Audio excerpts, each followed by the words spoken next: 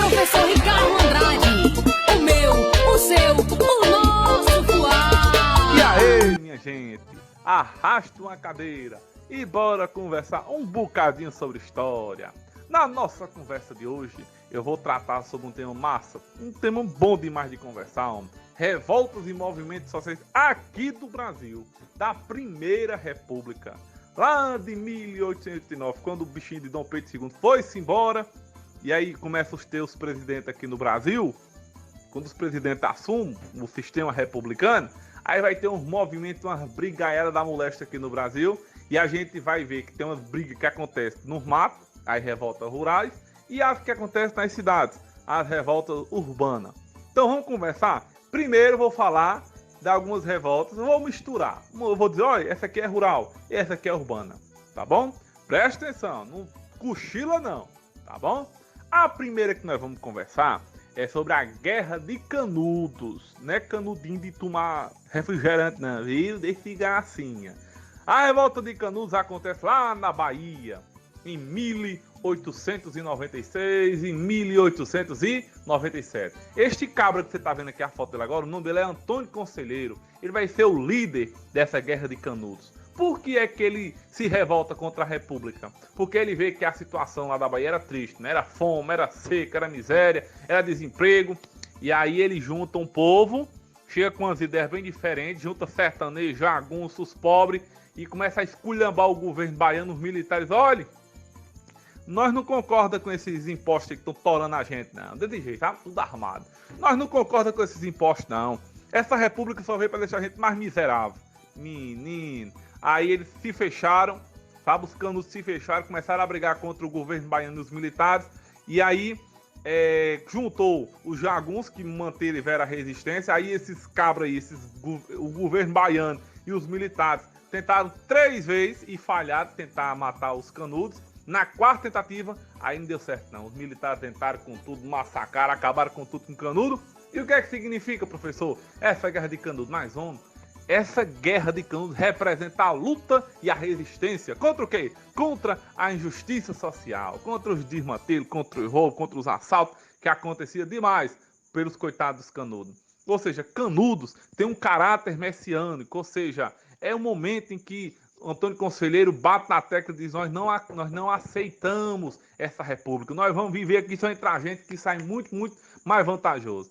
É basicamente isso, a Guerra de Canudos. Agora, vamos conversar um pouquinho sobre a revolta da vacina, que essa aí foi um movimento urbano. Aí, professor, aconteceu quando esse negócio? Olha, isso aí foi lá em 1904, início do século XX. Olha, era um momento em que a república era a república oligarca. Sabe o que é república oligarca? Não, sabe não, né? Oligarca é quando tem uma família só mandando, umas famílias poderosas, sabe? Uma família só que tem poder, que tem riqueza, sabe? Uns cabras que mandam em tudo. Quem é que estava governando o Brasil? Um cabra chamado Rodrigues Alves.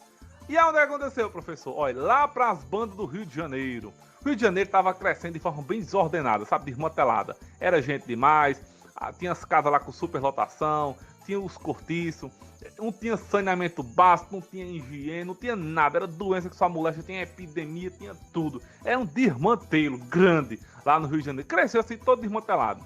Aí o que acontece? O presidente da época, não, o Rio de Janeiro tem que ser moderno, o Rio de Janeiro tem que ter um ar de Paris, elegante, tem que ter um ar elegante. Vamos fazer o quê? Vamos remodelar, vamos agitar as ruas do Rio de Janeiro, tá ruas estreitas, um negócio pequeno, não passa carro, não passa nada, né? Tem cara de capital não, vamos organizar isso. E aí vai alargar a rua, para poder alargar a rua vai fazer o quê? Quebrar as carros dos coitados, oh meu Deus, derrubar as carros dos coitados, sabe, os cortiços, por não tem pra onde ir, os cabos saem tudo correndo pra onde? Por morro. Aí é que surgem as favelas, aí lá no Rio de Janeiro.